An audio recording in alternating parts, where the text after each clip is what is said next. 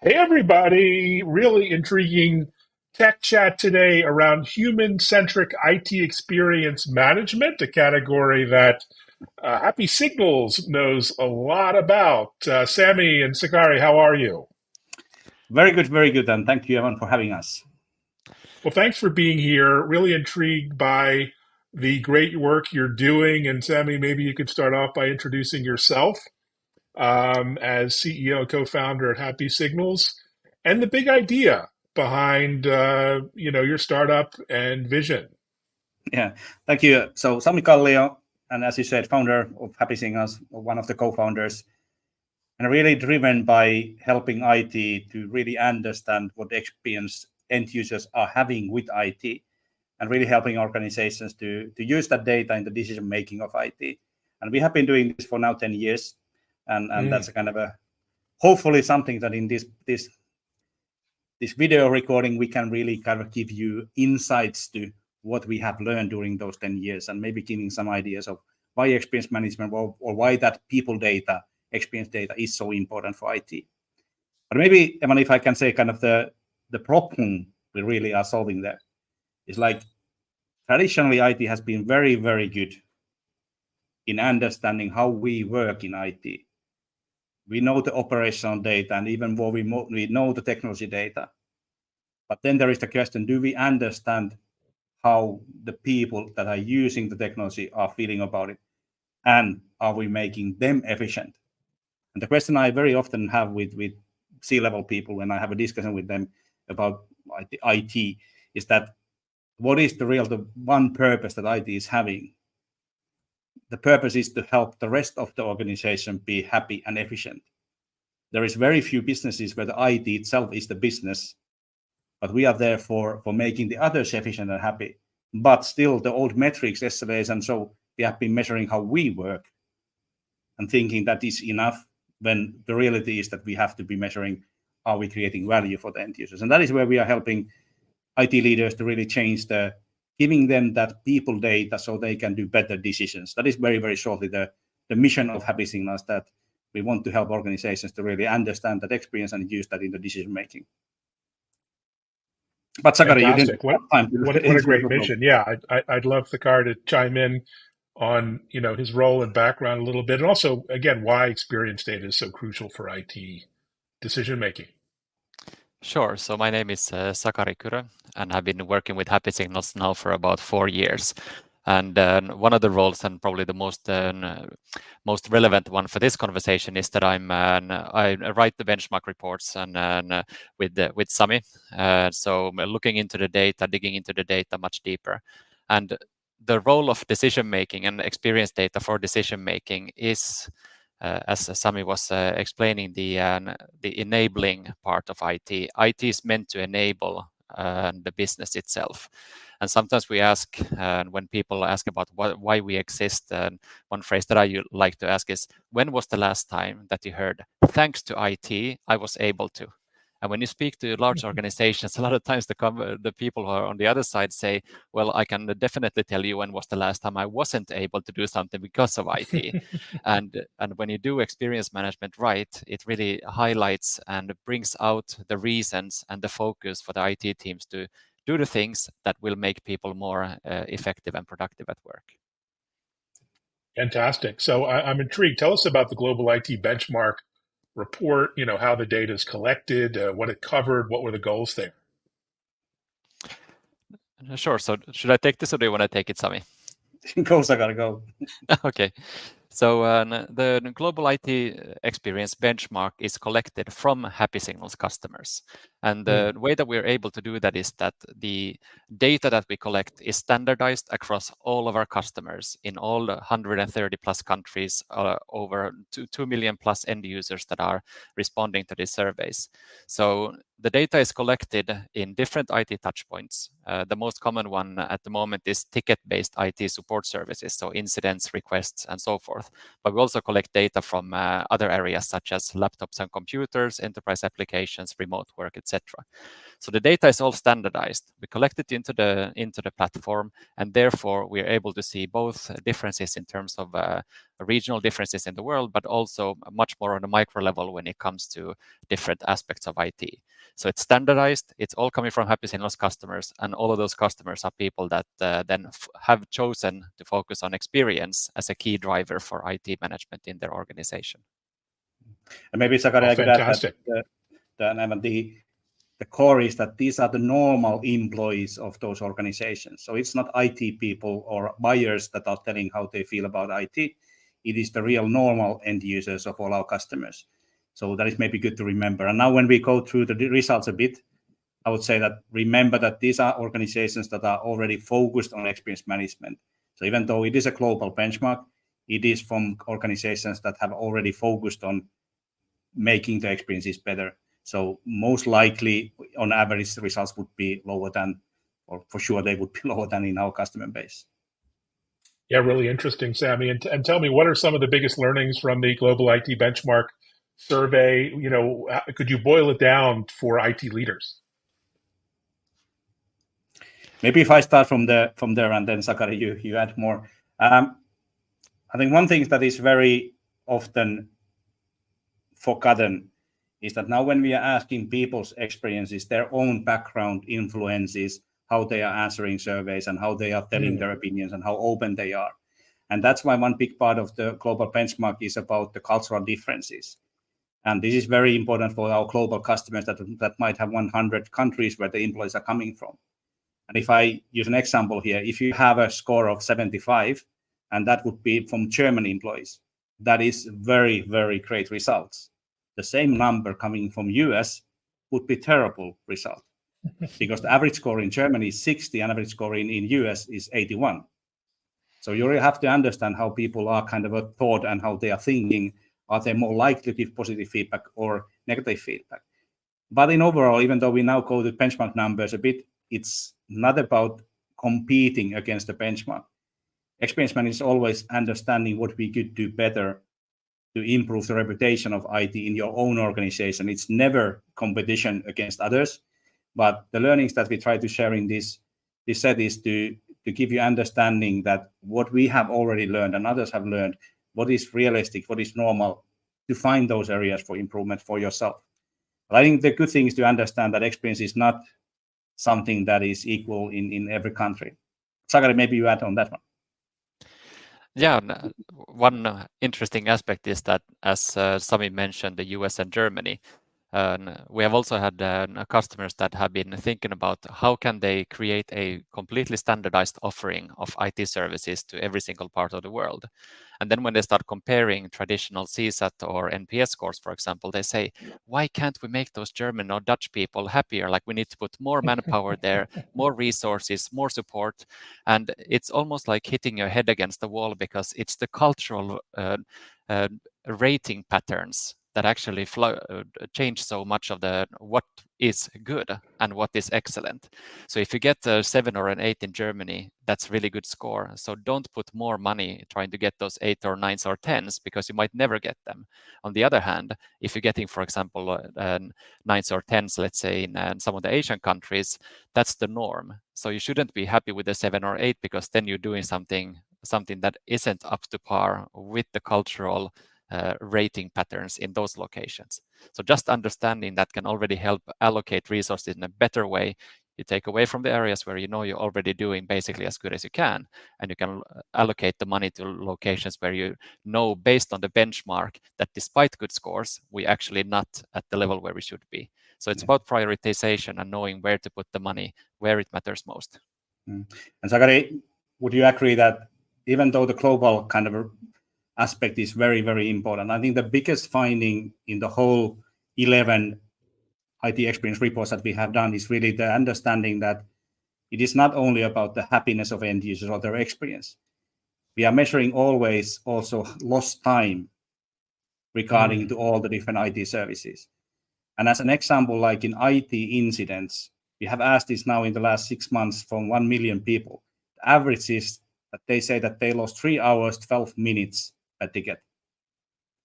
And that can be turned into money. So if you really think about, if you have outsourcing partner as an IT organization, you have outsourced your IT and tickets, you're paying quite much less than 160 euros or $60 per ticket, which might be the cost of those employees' lost time for your organization.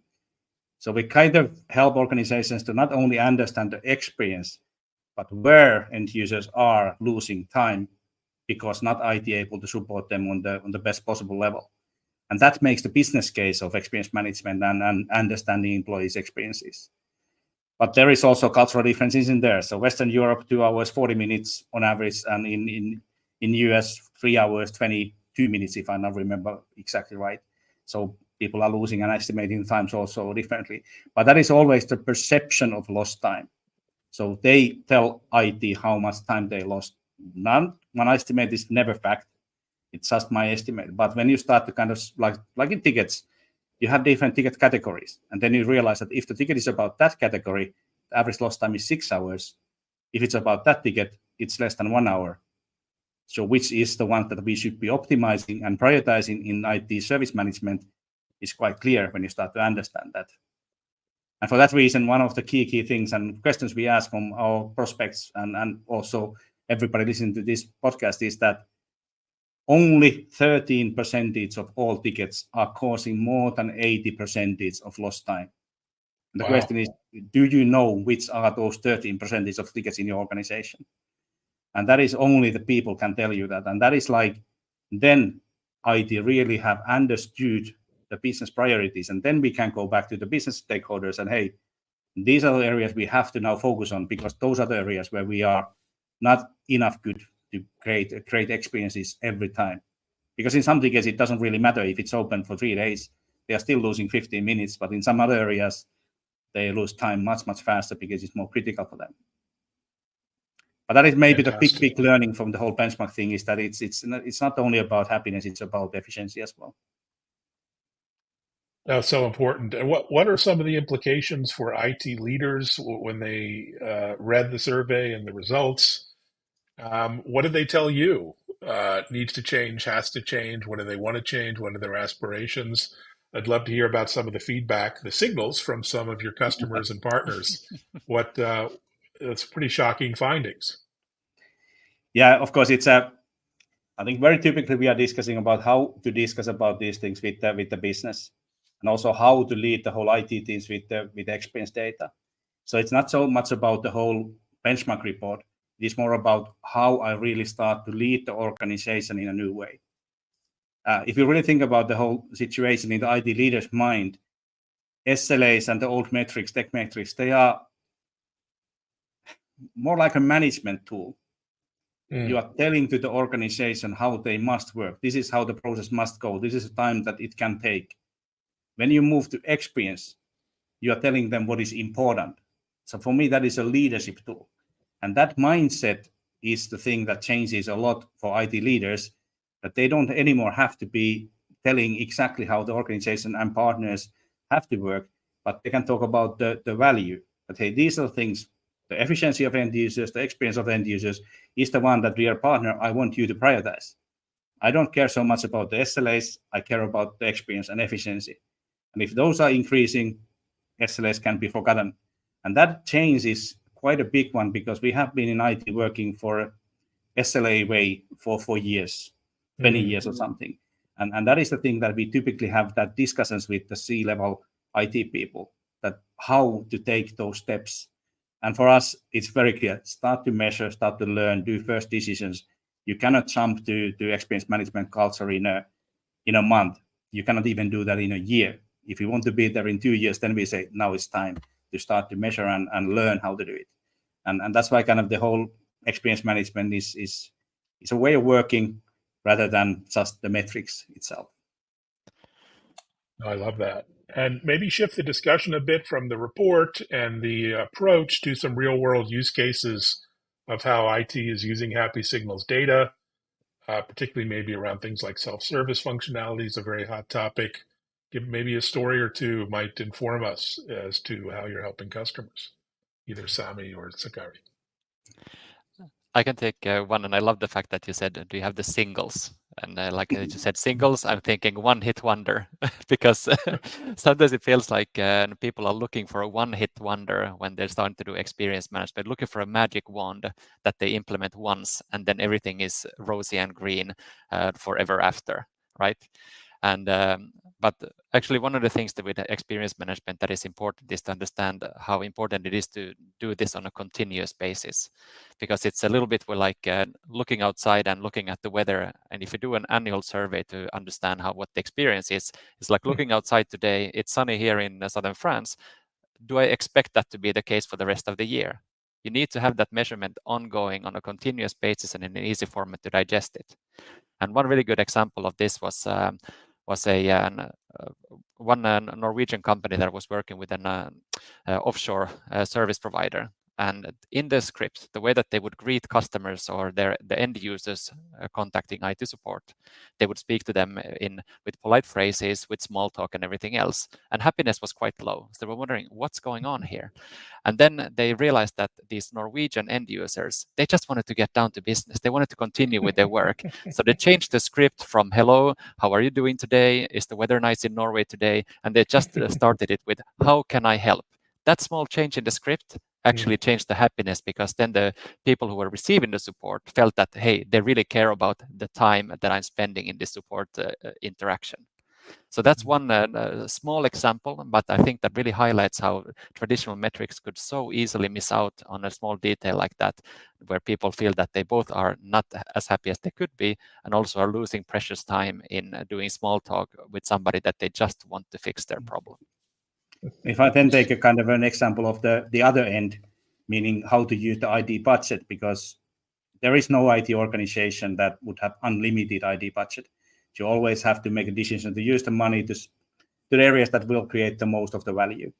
And there was one of our customers in the US that they had a stakeholder that was shouting very heavily to IT that one of the applications was really, really bad. It has to be replaced. IT did believe that, and they started to plan replacement for that software. But simultaneously, they took our product in use and started to measure 20 of the key applications of the organization. And it happened to be that this application that they already were planning to replace was rated one of the highest by the normal employees. But there were some other applications that were rated very low and were causing issues for the efficiency of the organization. So IT was able to go back to that one stakeholder and say, hey, sorry, but based on this, you are wrong.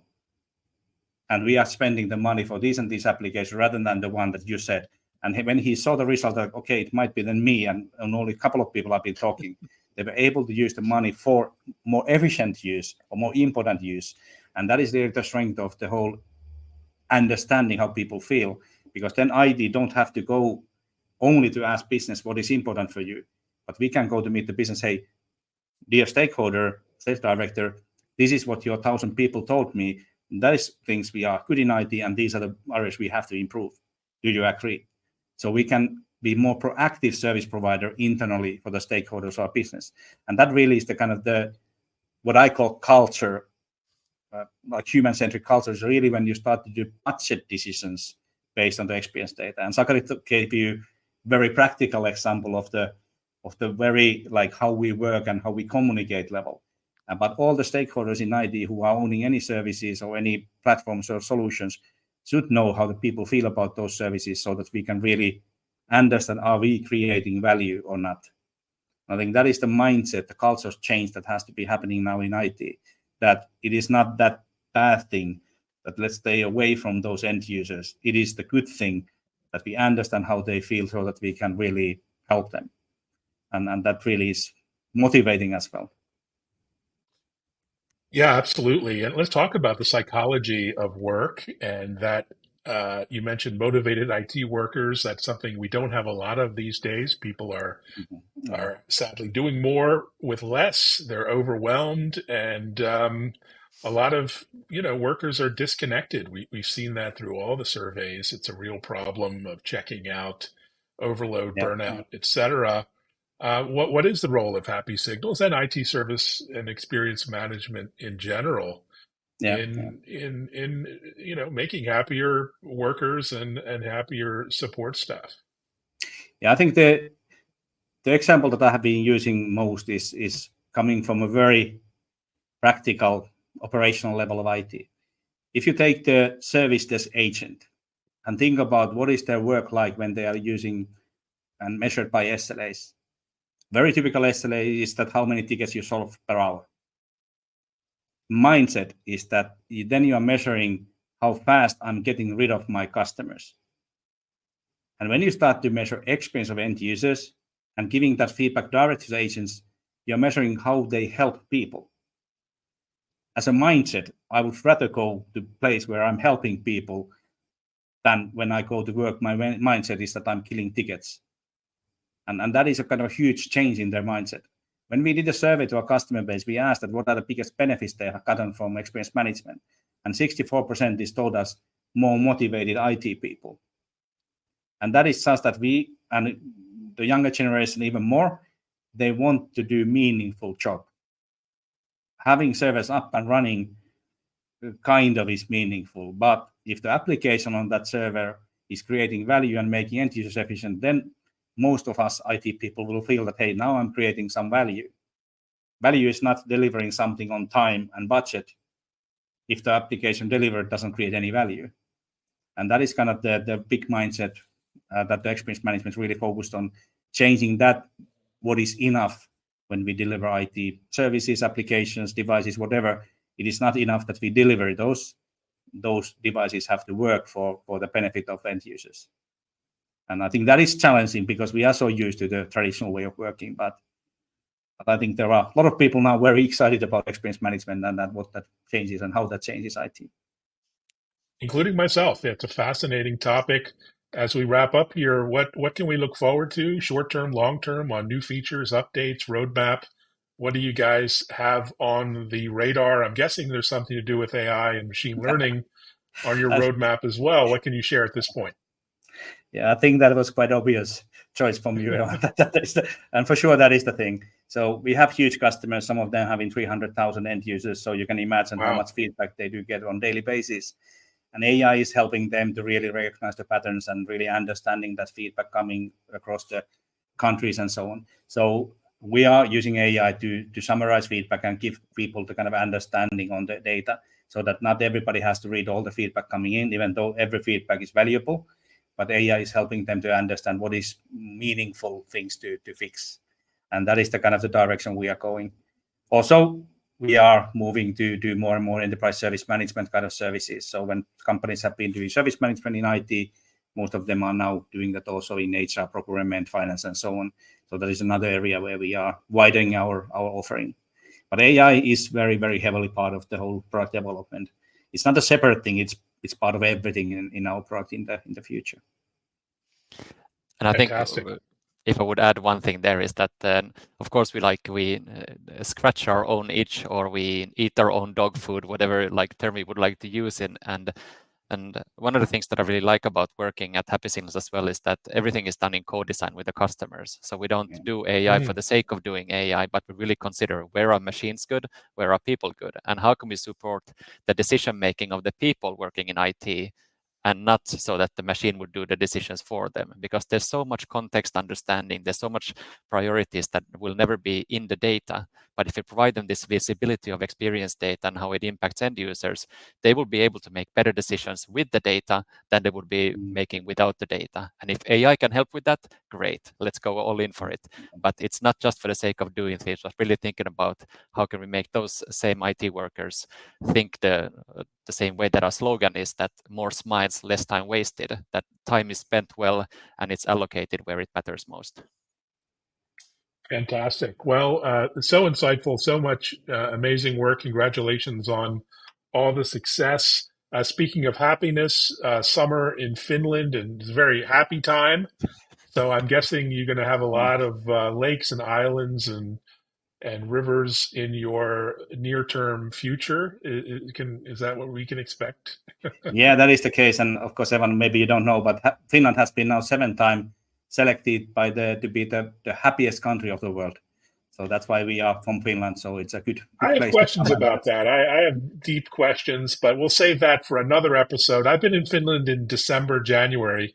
People don't look so happy, but I'll come back to that topic on another show. All kidding aside, thanks so much for joining. It really enlightening work you're doing and so informative. Take care, guys. Have a great summer.